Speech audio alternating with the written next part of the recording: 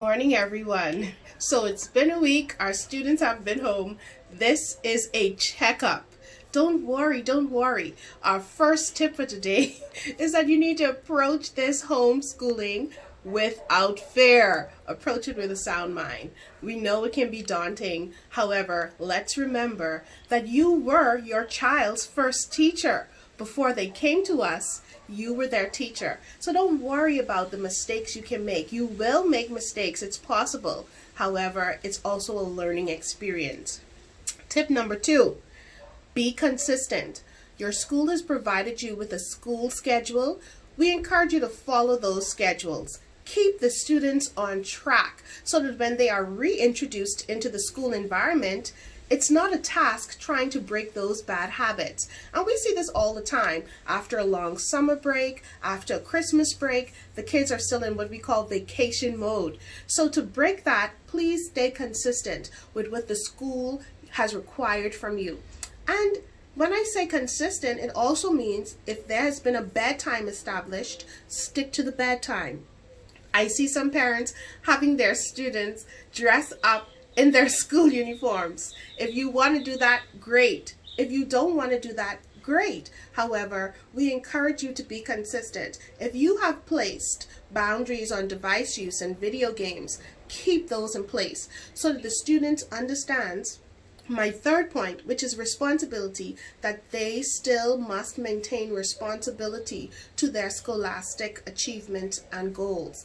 We must understand this is not a vacation, so the student must understand that they need to continue doing well, continue being consistent, continue studying, continuing reading, whatever they have been doing in a regular school schedule, they need to continue doing those things.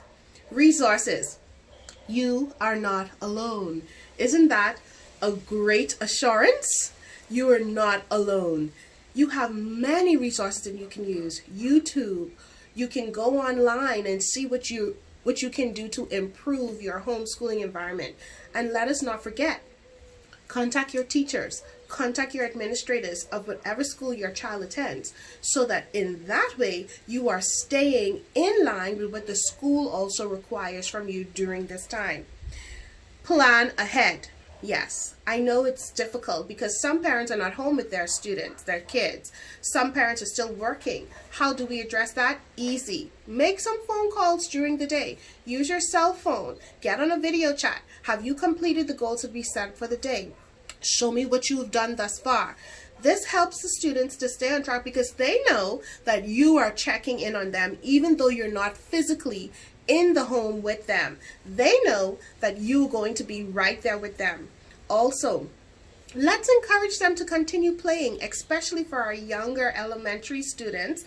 They need that playtime. That encourages learning.